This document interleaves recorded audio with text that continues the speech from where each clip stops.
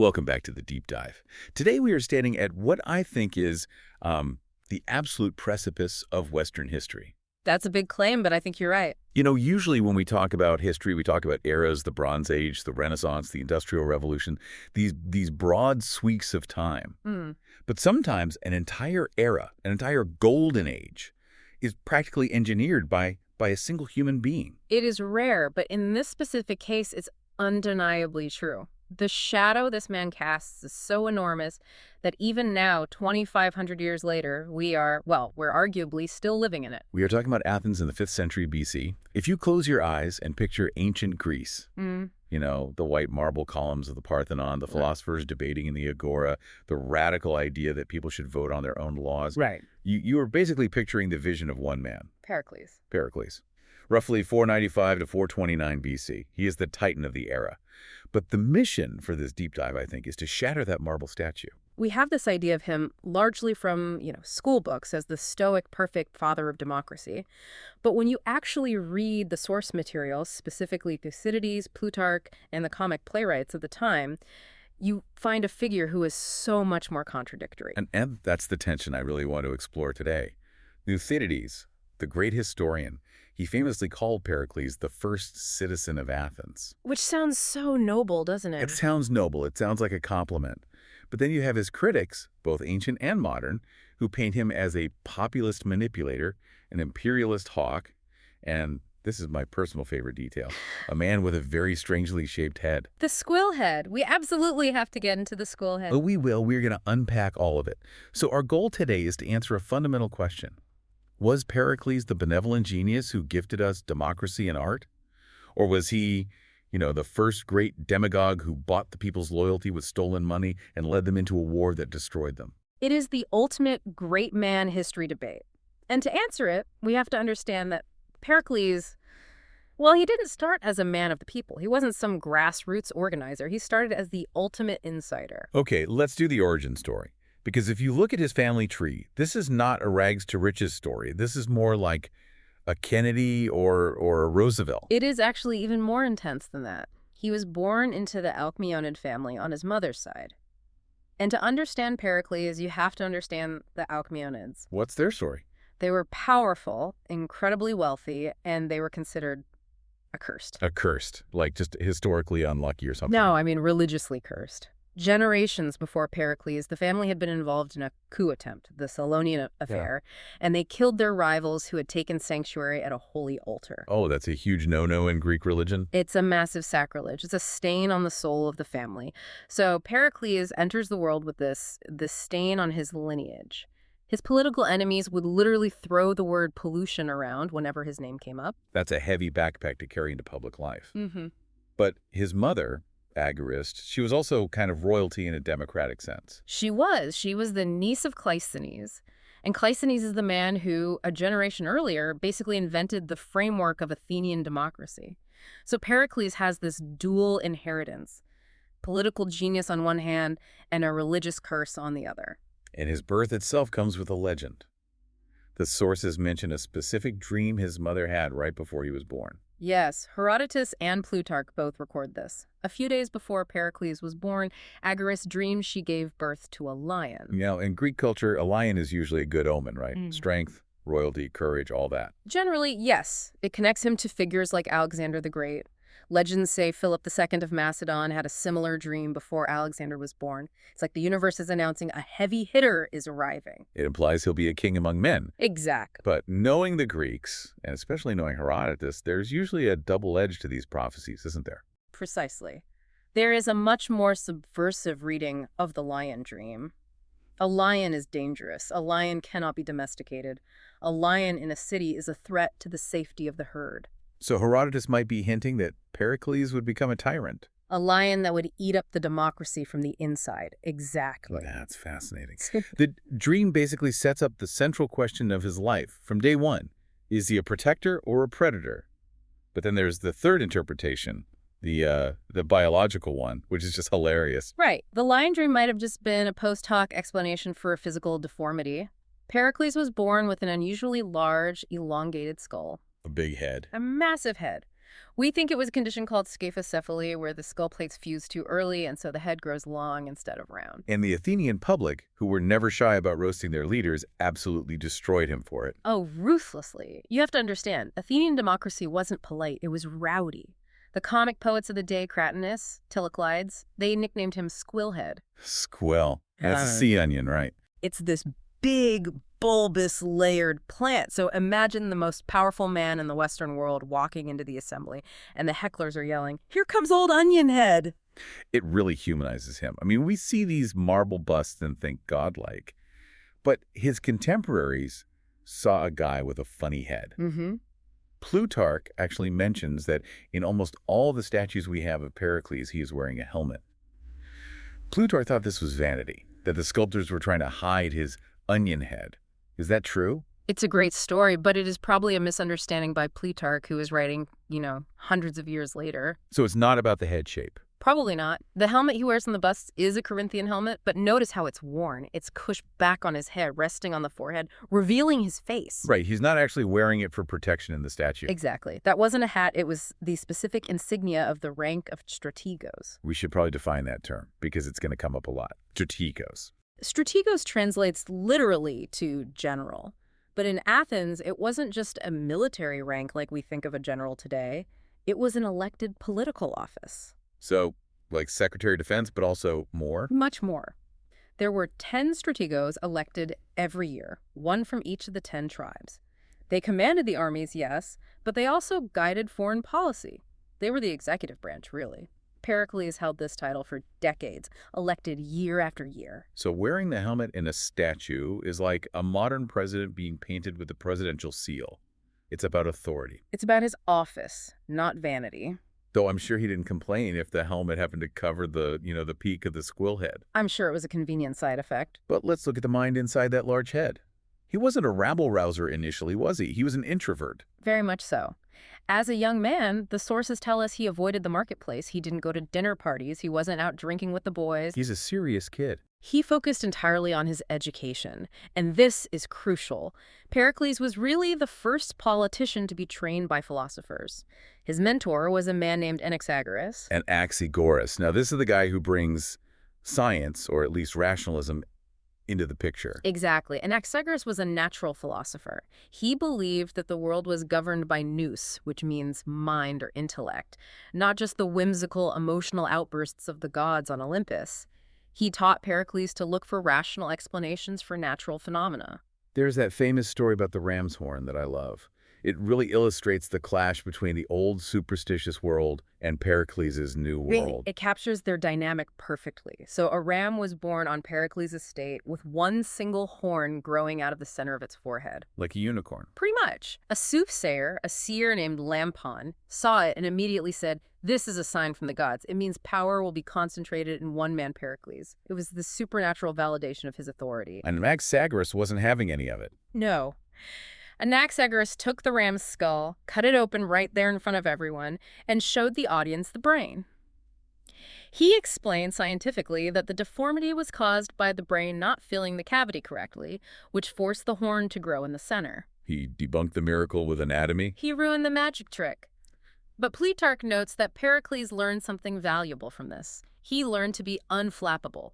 He learned what he called his proverbial calmness. Right. In an era where politicians would scream, cry, tear their clothes, and invoke the wrath of Zeus to get a reaction, Pericles was Spock.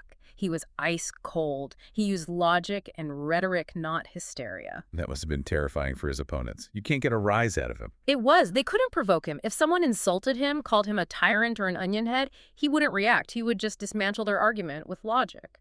So we have this intellectual, wealthy, slightly odd-looking aristocrat entering the political arena in the 460s BC. But he has a problem. The political lane for aristocratic leader is already taken. Enter Simon. Simon. This guy seems like the archetype of the good old days leader. Simon was everything Pericles wasn't. He was a war hero, he was gregarious, outgoing, and incredibly rich. But his leadership style was, well, it was feudal.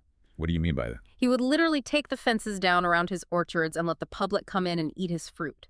He would pay for dinners for his neighbors. If he saw a poor man with threadbare clothes in the street, he'd order one of his slaves to swap clothes with the man right there on the spot. So he's buying popularity with his personal fortune. It was patronage. I take care of you, you vote for me. It's a very old conservative model of power. And he was also very pro-Sparta, which appealed to the conservatives. So Pericles wants to challenge him. But Pericles, despite being rich, isn't Cimon rich. He can't outspend Cimon personally, so he needs a new strategy. And this is the pivot point for Athenian democracy. Aristotle analyzes this shift. He says Pericles was advised by a man named Daimonides, and the advice was essentially this. Pericles, if you cannot beat Cimon with your own money, beat him with the public's money. I can't buy you dinner, but I can pass a law that says the state buys you dinner. Precisely. This is the birth of radical populism. Pericles begins systematically transferring wealth from the state treasury directly to the citizens to buy their loyalty.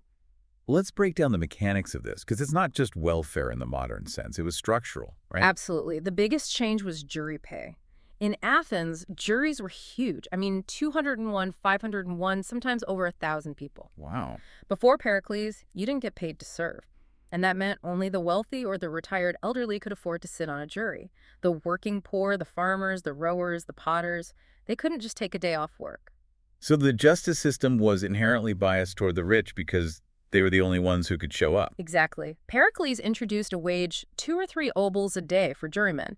Now, it wasn't a fortune, but it was enough to cover food for a family. Suddenly, the demos, the common people, flooded the courts. And they controlled the justice system. They controlled it. Which, of course, effectively meant Pericles controlled the justice system, because those jurors knew who was signing their paychecks. That's the cynical view, and it's probably true. Cimon couldn't compete with the state treasury. Pericles also introduced the theoric fund subsidies, which paid for the poor to attend the theater festivals. Democratizing culture. He was democratizing culture and law, but he was also building a political machine. But then, in 451 BC, he passes a law that seems to completely contradict this man-of-the-people vibe, the citizenship law. This is one of the most controversial things he ever did, and it's really telling. Before 451 BC, to be an Athenian citizen, you just needed an Athenian father. Your mother could be from another city, Sparta, Corinth, Miletus. Which makes sense. Aristocrats marry foreigners all the time to build alliances. Pericles' own ancestors had done it. But Pericles changed the rules. The new law stated, you are only a citizen if both your mother and your father are Athenian-born. Why restrict it? If you're a populist, don't you want more people on your side? Not if you are running a welfare state. Think about it. If you're handing out jury pay, festival tickets, and eventually grain subsidies, every new citizen is a new cost. Right. By restricting citizenship, Pericles was protecting the value of the share that each citizen received. He was making the club more exclusive so the benefits would be higher for the existing members. That is incredibly cynical. It's basically, we're going to share the wealth, but first, let's make sure there aren't too many of us to share it with. It was democracy for the Athenians, exclusion for everyone else. It solidified his base, but it created a very rigid and some would say xenophobic society. And ironically, as we'll see, this law would eventually come back to destroy Pericles' own family line. The ultimate tragic irony. We will definitely get to that. But first, the strategy worked. Pericles was destroyed politically. Completely. In 461 BC, Pericles and his allies managed to ostracize Cimon. We need to explain ostracism because it's such a foreign concept to us. It wasn't a criminal trial, was it? No, not at all. It was a popularity contest in reverse. Once a year, the assembly would vote on whether to hold an ostracism. If they said yes, everyone would take a piece of broken pottery, an ostracon, and scratch the name of the person they wanted to leave the city. A literal piece of pottery. Yeah, that's where the word comes from. If you got 6,000 votes against you, you were exiled for 10 years. You didn't lose your property, you weren't charged with a crime, you just had to go. It was a political timeout for politicians who were getting too powerful. Or just too inconvenient. Cimon was ostracized for being too pro-Sparta and for opposing the democratic reforms. Shortly after that, Pericles' co-leader, a man named Ephialtes, was assassinated, murdered in the night. Do we know who did it? It's still a cold case, but the result was clear. That left Pericles standing alone at the top of the hill. Precisely. By 460 DC, the rival is gone. The mentor is gone. The people are loyal because the state is paying them. But now Pericles has a cash flow problem. These programs and the incredible buildings he wants to build are expensive. Athens doesn't have income tax. So where does the money come from? This is where the story shifts from democracy to empire. It comes from the Delian League. This is the dark engine of the Golden Age. To understand the Parthenon, you have to understand the Delian League. The Delian League started as a kind of NATO-style alliance against Persia, right? After the big wars. Correct. After the Persian Wars, the Greek cities formed a league. They kept the treasury on the sacred island of Delos. Everyone chipped in money or ships to keep the Persian navy away. Athens was the leader, but it was supposed to be a partnership of equals. But by Pericles' time, the Persians weren't really a serious threat anymore. The threat had receded, but the payments hadn't. In 454 BC, Pericles orchestrated the transfer of the League's treasury from Delos to Athens. And the excuse was? He claimed it was for security, because Delos was vulnerable to pirates or Persians, but the reality was control. Once the money was in Athens, Pericles started treating it like Athens' personal bank account. And he also imposed the coinage decree, right? What was that about? Yes, around 447 BC, he forced all the allies to use Athenian silver coins, weights, and measures. It's economic imperialism 101. You standardize the economy to benefit the central power. So if you were a merchant in, say, Naxos, you had to use Athenian coin. Which meant Athens controlled the exchange rate and the flow of trade. It was another layer of control. But the big controversy was what he did with that cash. He didn't just use it for ships, he used it for marble. Massive amounts of it. Pericles proposed a decree allowing the use of 9,000 talents of silver from the alliance treasury to fund his building program. This is the money that built the Parthenon, the Propylaea, the Odeon, the gold and ivory statue of Athena. Help us visualize 9,000 talents. What kind of money are we talking about here? To give you some context, 1 talent was enough to pay the entire crew of a warship, that's 200 rowers, for a full month. A skilled worker earned maybe 1/1300th of a talent in a year. 9,000 talents is. It's billions of dollars in modern purchasing power. It was an astronomical sum. And this wasn't Athenian money. This was money from allies, from Naxos, from Lesbos, who thought they were paying for defense against Persia. Instead, they were paying for Pericles to beautify his own city. It was blatant embezzlement on a state level, and his enemies called him out on it. A new conservative leader, Thucydides, not the historian, but a politician of the same name, stood up in the assembly and accused Pericles of profligacy. I love the specific insult he used, something about a woman and jewels. Yes, Thucydides said, "We are disgracing ourselves. We are acting like a vain woman decking herself out in stolen jewels." He argued that Athens was becoming a tyrant city. And Pericles' response to this is one of the greatest political maneuvers I have ever read. It's pure arrogance, but it worked. It is the ultimate gamble. Pericles stood up in the assembly and asked the people, "Do you think I am spending too much money?" And the crowd roared back, "Yes, it's too much." So he's cornered. The people agree with the critics. This should be the end for him. You would think. But then he plays his ace. He says, "Very well, I will pay for all the buildings myself. I will write the check from my own private estate." Was that a bluff? Could he have actually afforded that? Maybe some of it, but certainly not all. It was a huge bluff. But he added a condition. He said, "But if I pay for them, I will not dedicate them to the people of Athens. I will carve only my name on the Parthenon. It will be Pericles' monument, not yours." And the psychology of the crowd just flipped instantly. Instantly, they shouted back, "No, spend the public money. Spend as much as you want." They were so jealous of the glory, they couldn't bear the idea of him taking the credit. He tricked them into approving the embezzlement by threatening to take the credit for himself. That is master manipulation. He knew the Athenian ego was bigger than their conscience. Exactly. Thucydides, the rival, was ostracized in 442 BC, and Pericles was left alone to build his city. But it wasn't just building. Maintaining this empire required, well, brutality. We have to talk about the Samian War in 440 BC. This wasn't a defense against Persia. This was Athens crushing one of its own allies. This is the dark underbelly of the Golden Age. Samos and Miletus, 2 allies in the League, were fighting over control of a small town. Athens intervened. Samos revolted against the Athenian interference. And Pericles didn't treat them like partners. He treated them like subjects. He led the fleet, besieged the city for 8 months, and forced them to surrender. And penalties were harsh. He tore down their walls, seized their fleet, and forced them to pay massive war reparations.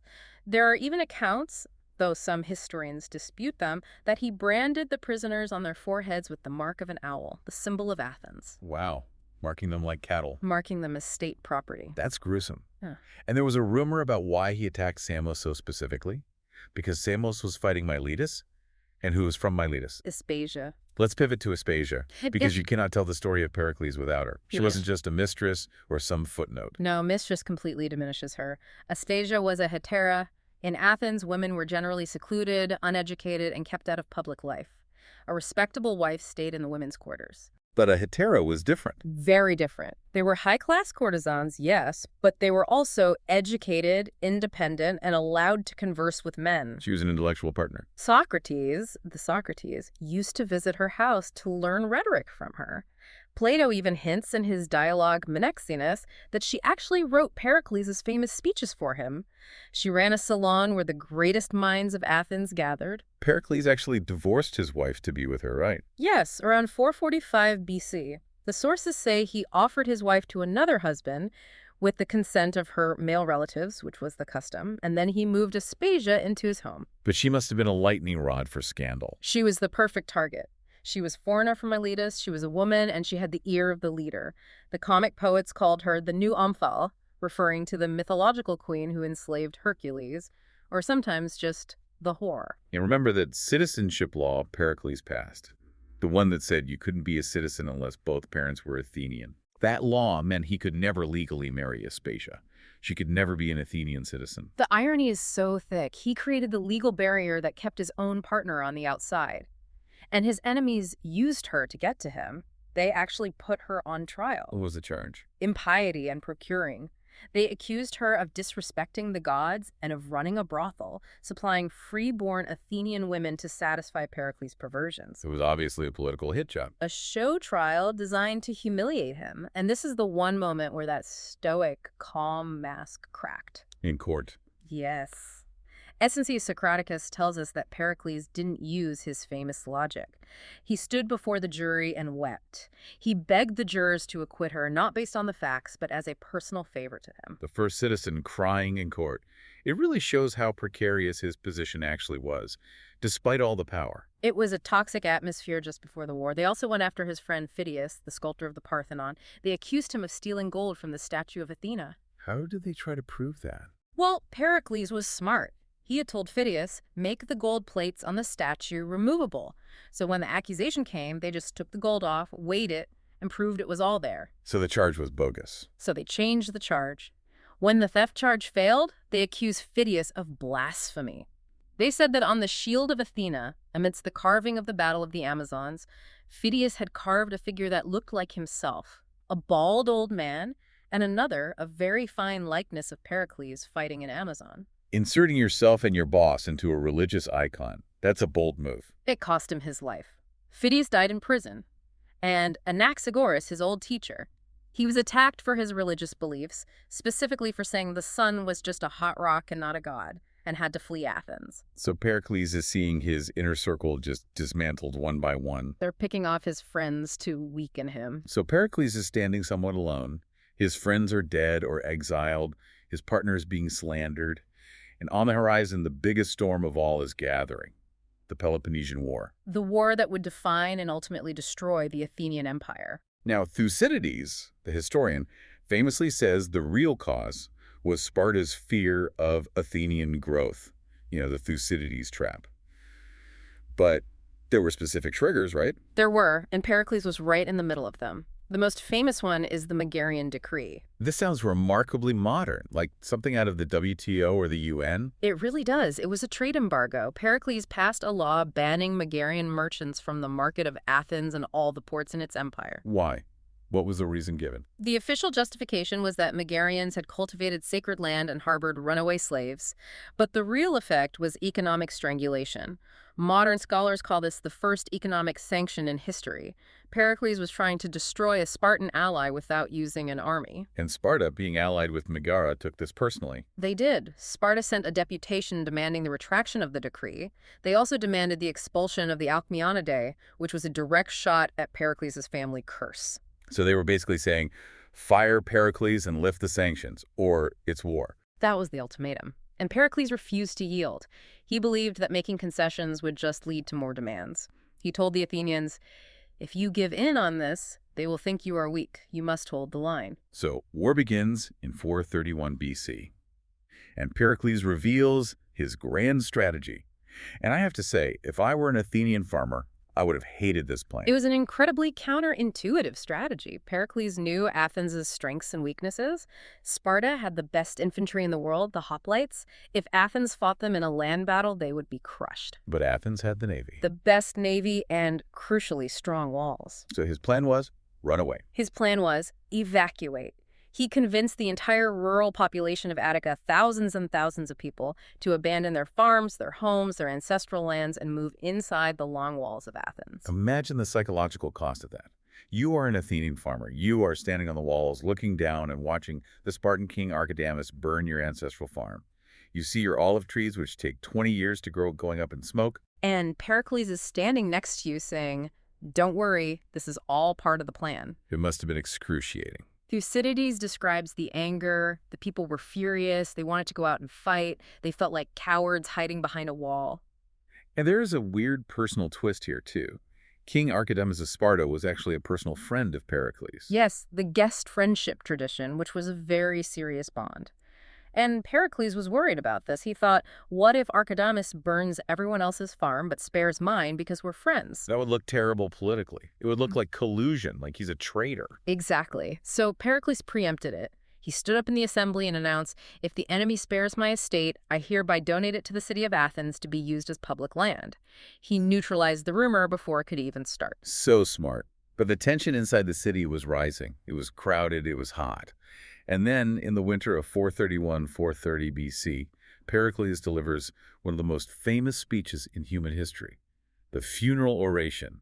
This is the speech that defines the Golden Age. He delivered it to honor the first war dead. But if you read it, he didn't really focus on the dead soldiers. He eulogized the city of Athens itself. He talks about democracy, about how Athenians live freely and enjoy life, how they're open to the world. Exactly. He painted a picture of Athens as an ideal society, the school of Hellas, he called it. He said, "We do not copy our neighbors, but are an example to them." It was designed to boost morale, to remind them why they were suffering inside these walls. He was selling the war. It's a beautiful speech, but reading it now, knowing what happens next, it feels so tragic. Because just a few months later, the strategy falls apart in the most horrific way possible. The plague? You crowd the entire population of Attica into a single city in the middle of a hot summer, hygiene breaks down, and then a disease arrives. 430 BC, the Plague of Athens. We still aren't 100% sure what it was. Typhus or typhoid fever are the leading suspects, maybe even something like Ebola, but it was devastating. Thucydides caught it himself and survived, so his account is clinical and just terrifying. He describes the burning fever, the red eyes, bleeding throats, violent coughing. And the social breakdown. People were dying so fast they couldn't be buried. There were piling bodies in the temples. Law and order completely collapsed. Thucydides notes that people stopped fearing the gods because they saw that the pious died just as fast as the wicked. So it became eat, drink, and be merry, for tomorrow we die. A literal motto. And naturally, the people blamed the guy who told them to move into the city in the first place. They turned on Pericles. Viciously. They blamed him for the war and the crowding. They fined him a massive amount, somewhere between 15 and 50 talents, and stripped him of his generalship. They fired him. In the middle of the crisis he engineered. They fired him. But the tragedy for Pericles wasn't just political, it was deeply personal. The plague entered his own house. He lost his sister. And then he lost both of his legitimate sons, Pericles and Xanthippus. And this is where the irony of his life comes full circle. Remember that citizenship law from 451 BC? The one that said you needed 2 Athenian parents to be a citizen? Yes. His legitimate sons were now dead. His line was ending. He had one surviving son, Pericles the Younger, but that was his son with Aspasia. The foreigner. The foreigner. By Pericles' own law, that boy was not a citizen. The law he wrote to protect the purity of Athens was now preventing him from having an heir. That is a Greek tragedy writing itself. You couldn't make that up. It is, but Plutarch reports that at the funeral of his last legitimate son, Pericles tried to place a wreath on the body and just. He collapsed, sobbing.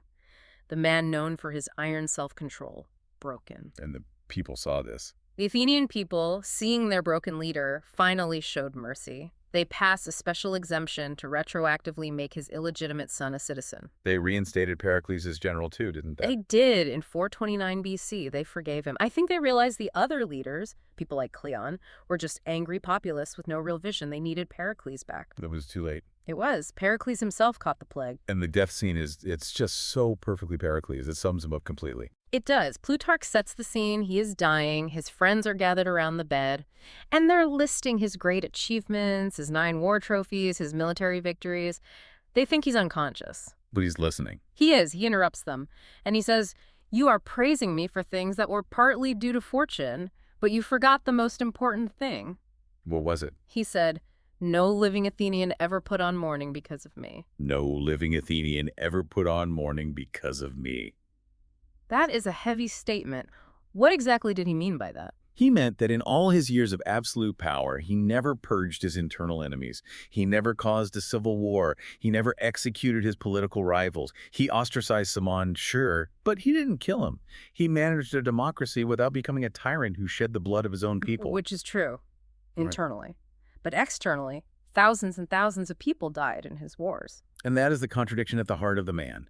He was proud that he didn't kill Athenians, even while his policies sent them to die in battle against Spartans and their allies. So he dies in 429 BC.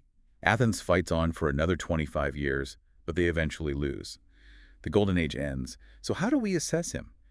Thucydides gave a pretty clear verdict. Thucydides said Athens was in name a democracy, but in fact governed by its first citizen. He believed Pericles led the people rather than being led by them. And he contrasted Pericles with the guys who came after. Yes, successors like Cleon, who, in Thucydides' view, just pandered to the mob's worst instincts and ruined the city. For Thucydides, Pericles was the last great statesman. But is that fair? Was Pericles' strategy actually good? Was it sustainable? That is the big debate. Critics, both modern and ancient, argue his strategy was doomed from the start. It was too defensive. It was too expensive. The historian Donald Kagan estimates it cost 2,000 talents a year just to keep the strategy going. And it relied on him. It relied too much on his personal authority. When he died, the plan fell apart because no one else could execute it. No one else had the credibility to tell the farmers to watch their homes burn. It's the classic great man problem. He built a system that only he could run. Precisely. And by building an empire on tribute, he made Athens hated. The war was, in a way, a reaction to the very empire he built. He built the Parthenon, but he built it on a foundation of resentment. So here's the final thought then. The Golden Age is inextricably linked to this one man. He built the Parthenon with questionable funds, started a war he didn't live to finish, and died amid a plague he may have inadvertently made worse. Yet he set the standard for the statesman, incorruptible, mostly eloquent and visionary. He defined the era. Without him, we probably wouldn't be talking about Athens in the same way today. So here's a provocative question for you listening. If Pericles had survived the plague, if he had lived another 10 years, would Athens have won the war? Or was the empire he built already a bubble waiting to burst, destined to collapse under its own weight, no matter who is in charge? It is the ultimate what-if of ancient history. We will never know. But we do know that for a few decades, under the Squillhead, Athens shone brighter than almost anywhere else in history. Thanks for diving in with us. Until the next one.